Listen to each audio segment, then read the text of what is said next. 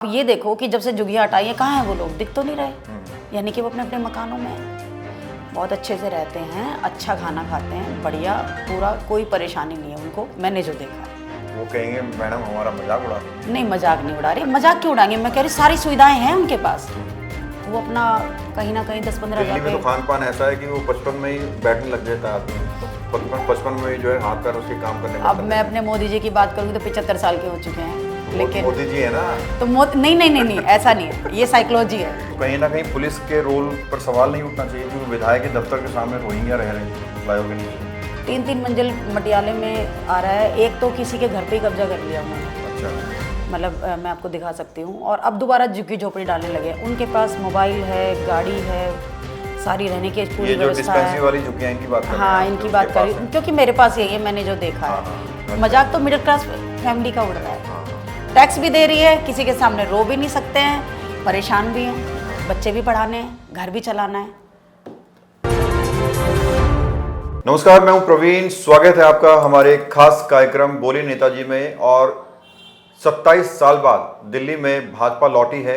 क्या कुछ विकास कार्य चल रहे हैं, क्या कुछ विकास के नए नए आयाम स्थापित हो रहे हैं, नेता लोग क्या कर रहे हैं, विधायक लोग जनता के लिए क्या कर रहे हैं, इस पर तमाम जानकारियों के लिए हम लोग लगातार नेताओं का इंटरव्यू करते हैं। और आज हमारे साथ स्टूडियो में हमारी मेहमान है पालम मंडल से मंडल अध्यक्ष उपासना सहरावत। मैम, बहुत बहुत स्वागत है आपका। जी धन्यवाद।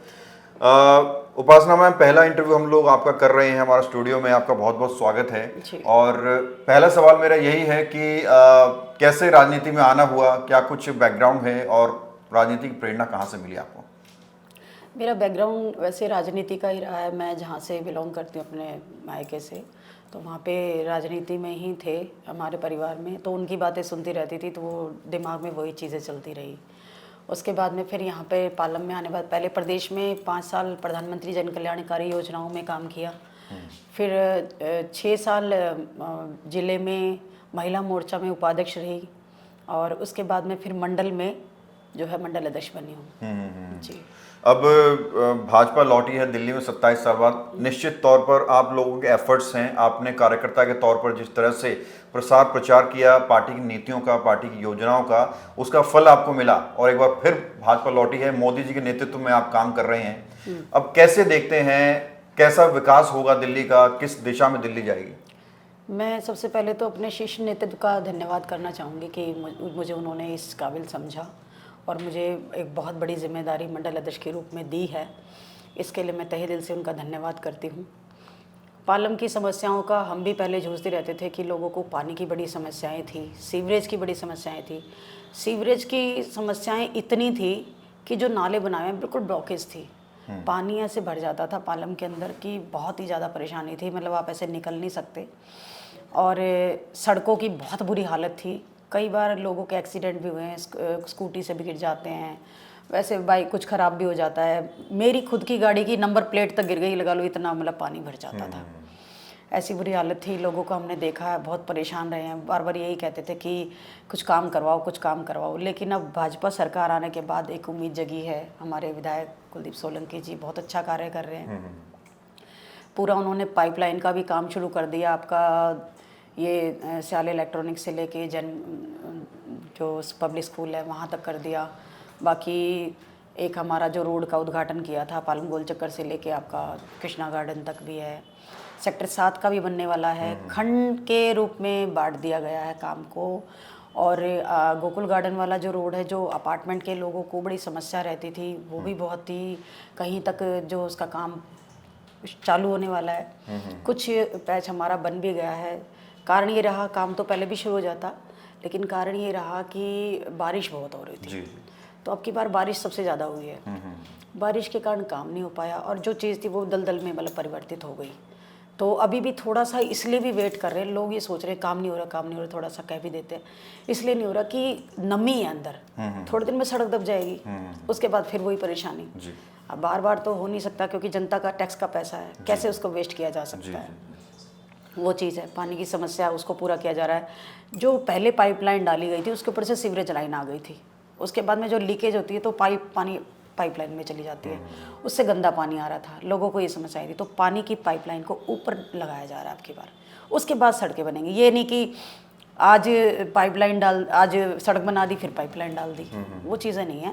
तो कहने का मतलब है पालम का विकास जल्द ही होगा, पालम नंबर 1 पर जाएगा, मेरे को जो पूरी उम्मीद है। और पार्कों वगैरह की बहुत अच्छी व्यवस्था होगी। सफाई का स्वच्छता अभियान सेवा पखवाड़ा के तहत हम काफ़ी काम कर रहे हैं।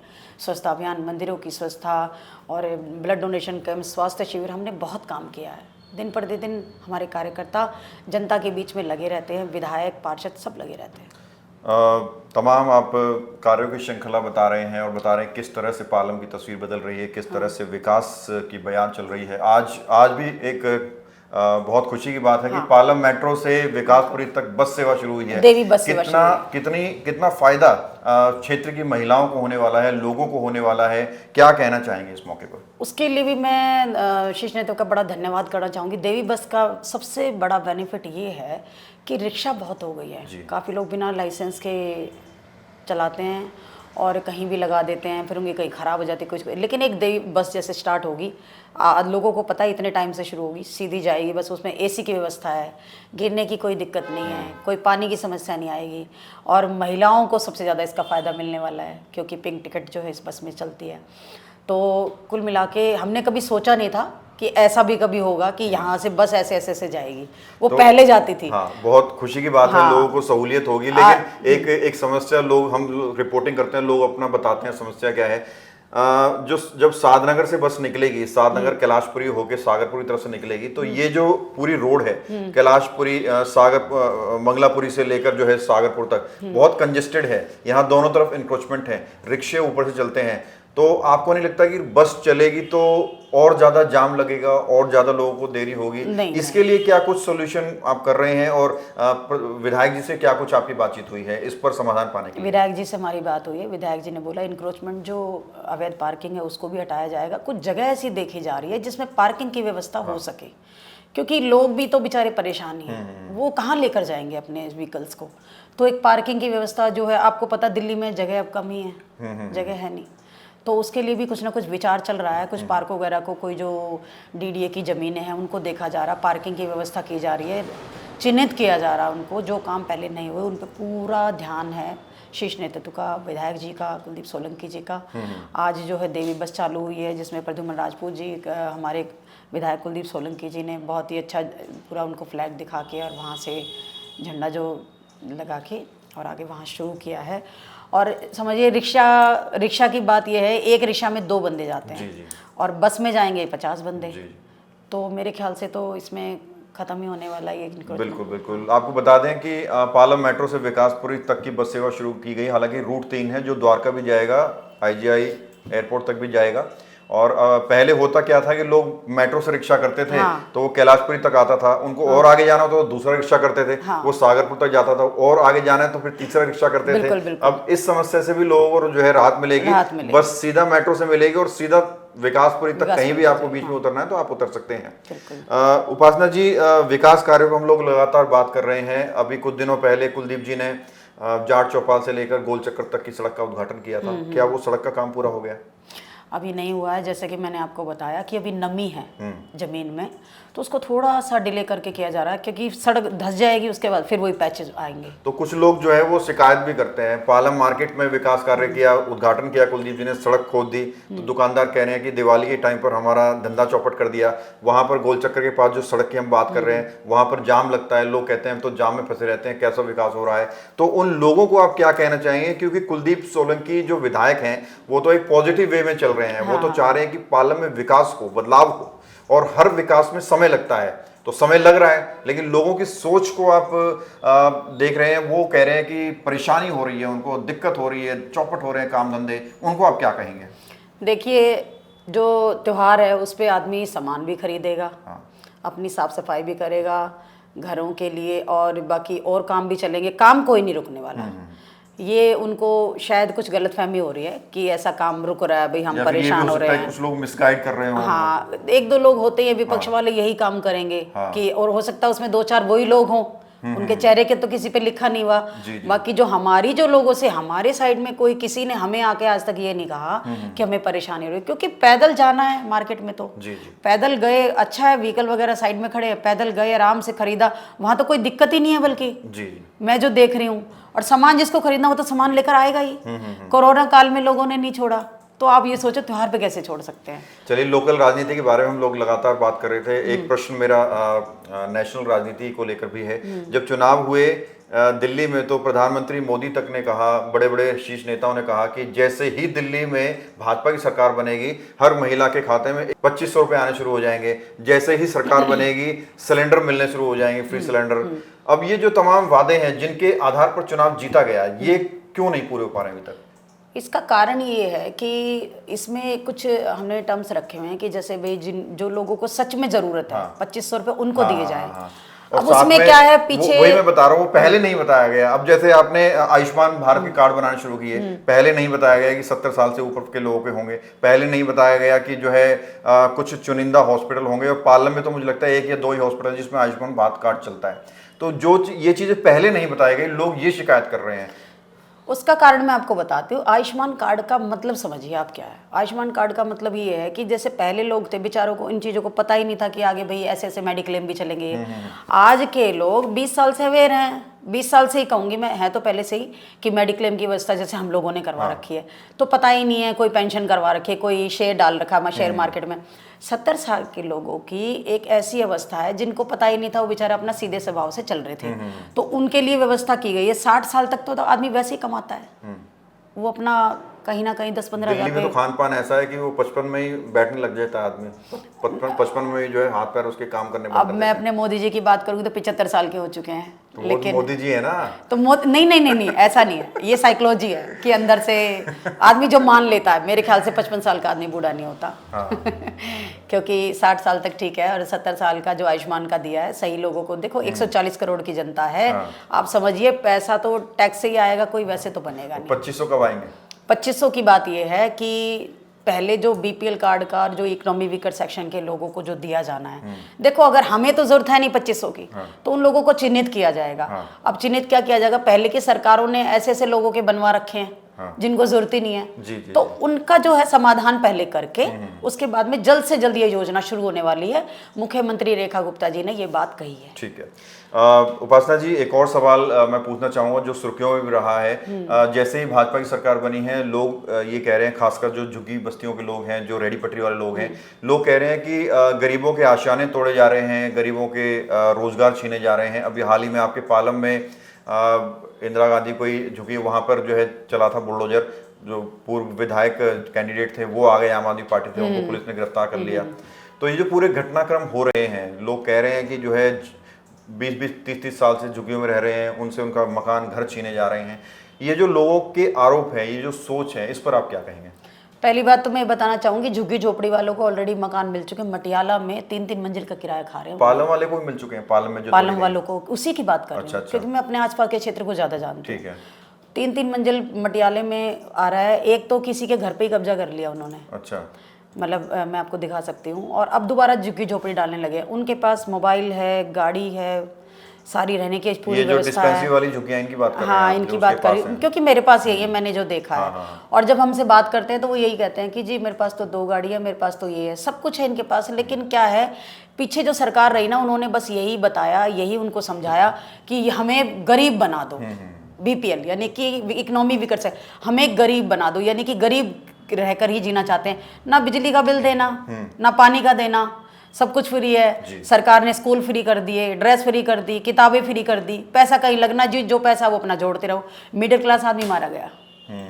सबसे बड़ी समस्या लोग समझ ही नहीं रहे कि ये परेशान नहीं है। मिडिल क्लास आदमी परेशान है, जो सिर्फ टैक्स देता ही रहता है, भरता रहता है, और कहीं ना कहीं वो दुखी है। उसकी समस्या सुनने वाला कोई नहीं है। वो तो किसी को ये भी नहीं कह सकता कि मैं भूखा बैठा हूँ। मैं सच बता रही हूँ। इसके आपके चैनल के माध्यम से ये बात पे मैं जरूर पूरा जोर देना चाहूँगी कि ये बड़ी ऐसी विकट समस्या है कि कोई नहीं कह सकता इस चीज़ को। और ये कह रहे हैं कि हम मतलब परेशान है, झुग्गी झोपड़ी को तोड़ा जा रहा है। इनके आधार कार्ड बने हैं, पैन कार्ड बने, सब कुछ बना हुआ है इनका। और अब जब से मोदी जी ने डाकघर की जमीन पे झुग्गियां बनाई हुई है इन्होंने। कहाँ पर? यहाँ जहाँ तोड़ी गई थी। वो बता रहे हैं कि डाकघर की जमीन है और डाकघर खुद किराए पे है। वो डिस्पेंसरी के पास जो झुग्गियां तोड़ी गई थी हाँ हाँ आपकी, हाँ हाँ। वो जो झुग्गियां हैं वो डाकघर की जमीन पर है, इस तरह का बताया गया। और डाकघर खुद अभी किराए पे पड़ा हुआ है, डाकघर की जमीन पर वो रह रहे हैं। अच्छा। हाँ, मैं उन्हीं की आप बात कर रहे हैं कि उन्हीं को मकान मिले हुए हैं? नहीं नहीं नहीं, जो ये रेडी पटरी वाले हैं, जो झुग्गे वाले, उनको मकान मिले अच्छा हुए हैं। अच्छा अच्छा अच्छा उनको ऑलरेडी मकान मिले हुए हैं, उनके मकान हम आपको बता सकते हैं कि यहाँ पे है। अच्छा। मैं एक एक चीज बता सकती हूँ। ठीक और अब ये देखो, आप ये देखो कि जब से झुग्गियाँ हटाई है, कहाँ हैं वो लोग? दिख तो नहीं रहे, यानी कि वो अपने अपने मकानों में हैं, बहुत अच्छे से रहते हैं, अच्छा खाना खाते हैं, बढ़िया, पूरा कोई परेशानी नहीं है उनको, मैंने जो देखा है। वो कहेंगे मैडम हमारा मजाक उड़ा रही हैं। नहीं, मजाक नहीं उड़ा रही, मजाक क्यों उड़ाएंगे? मैं कह रही सारी सुविधाएं हैं उनके पास। मजाक तो मिडिल क्लास फैमिली का उड़ रहा है। हाँ टैक्स भी दे रही है, किसी के सामने रो भी नहीं सकते हैं, परेशान भी हैं, बच्चे भी पढ़ाने हैं, घर भी चलाना है। असली समस्या तो मिडिल क्लास को है। पालम फ्लाईओवर के नीचे इतने सारे लोग बसे हुए थे, उनको भगाया गया, लेकिन वो कहीं गए नहीं, वहीं पे ही हैं। अब बार बार हटा देते हैं, वो बार बार फिर आके बैठ जाते हैं, करें क्या? उन लोगों के पास भी गाड़ियां होंगी? उनके पास तो मैं नहीं कह सकती, वो रोहिंग्या की आप बात कर रहे हैं, क्योंकि वो तो अच्छा, आते रोहिंग्या जाते हैं वो लोग? हाँ, वो लोग रोहिंग्या है। अच्छा अच्छा। ये तो ऐसी बात नहीं है। जो पहले से परमानेंट है वो तो काफ़ी दिनों से, उन्होंने अच्छा कमाया भी है सब तो कुछ। कहीं ना कहीं पुलिस के रोल पर सवाल नहीं उठना चाहिए, क्योंकि विधायक के दफ्तर के सामने रोहिंग्या रह रहे हैं फ्लाईओवर के नीचे, आपने बताया। हाँ, रह रहे हैं, उनको बार बार उठाया जाता है। एक्चुअली क्या है, वो कंटिन्यू एक बंदे नहीं चल रहे हैं, वो मतलब कहीं कहीं से आके हर बार बस जाते हैं। वो नहीं है कि एक ही चेहरा हमें दिखाई देता है, बात ये है। चलिए, बहुत बहुत शुक्रिया। एक आखिरी में चाहूँगा लोगों से आप अपील कर दें, जो लोग बेचैन हैं विकास को लेकर और कह रहे हैं कि परेशानी हो रही है, उनको कहें कि थोड़ा सा धैर्य रखें, क्योंकि एकदम से चुटकी बजाते काम नहीं होता, समय लगता है। बिल्कुल, आपने परवीन जी बहुत अच्छी बात कही। मैं जनता को इस चैनल के माध्यम से ये अवगत कराना चाहती हूँ कि थोड़ा सा सब्र रखें। इतने सालों से भी रखा है, 27 साल के बाद में बीजेपी आई है, उनको भी समय लगेगा। कोई भी अगर घर भी बनाते हैं तो आपको 1 साल का समय लग जाता है। तो मेरी आप सब लोगों से ये अपील है, कहीं कोई काम है हमें बताइए, हमारे लायक होगा हम करेंगे। बाकी धैर्य रखें, 6 महीने से साल के बीच में पालम की रेखा सब कुछ चेंज हो जाएगा। बहुत बहुत शुक्रिया हमसे जुड़ने के लिए, हमसे बातचीत करने के लिए मैम। तो ये थी हमारे साथ पालम मंडल से मंडल अध्यक्ष उपासना सहरावत जी, जिन्होंने तमाम विकास कार्यों के बारे में हमसे बातचीत की और कहा कि आने वाले समय में पालम की तस्वीर बिल्कुल बदली हुई नजर आएगी। कुलदीप सोलंकी बिल्कुल लगन के साथ काम कर रहे हैं और निश्चित तौर पर पालम बदलेगा। और आप लोग, हम भी कहना चाहते हैं कि किसी भी काम में समय लगता है, क्योंकि 27 साल बाद भाजपा लौटी है और अब काम दिख भी रहे हैं। बेशक इंक्रोचमेंट नजर आ रहा है, लेकिन इंक्रोचमेंट हटाने के लिए नेता कम से कम अधिकारियों से मुलाकात तो कर रहे हैं, डीडीए के दफ्तर जा तो रहे हैं, इंजीनियर से मुलाकात तो कर रहे हैं। बेशक सड़कें खराब नजर आ रही हैं, लेकिन विजिट्स तो चल रही हैं। डीएम की, डीसी की, एसडीएम की इतनी सारी विजिट आपने आजादी के बाद पहली बार देखी होंगी। इतनी सारी विजिट लगातार हो रही हैं, इसका मतलब यही है कि कहीं ना कहीं मंशा विकास की है। बहरहाल खबरें इतना ही। देश और दुनिया की बाकी खबरों के लिए आप बने रहिए हमारे साथ और देखते रहिए इंडिया टाइम 24 न्यूज़। खबरों से खबरदार रहने के लिए चैनल को सब्सक्राइब करें और प्रेस करें बेल आइकन। भगत चंद्रा हॉस्पिटल विश्व की सभी आधुनिक और बुनियादी सुविधाओं से परिपूर्ण एक world class multi speciality hospital, Mahavir enclave Palam Dabri road पर स्थित साउथ वेस्ट दिल्ली का एकमात्र मल्टी स्पेशलिटी हॉस्पिटल, जहां 24 घंटे आपकी सेवा में उपलब्ध हैं वेल क्वालिफाइड डॉक्टर्स और हेल्पिंग स्टाफ। डॉक्टर CM भगत द्वारा स्थापित भगत चंद्रा हॉस्पिटल आपकी सेहत का ख्याल रखना ही इसकी प्राथमिकता है, वो भी अफोर्डेबल रेट्स में।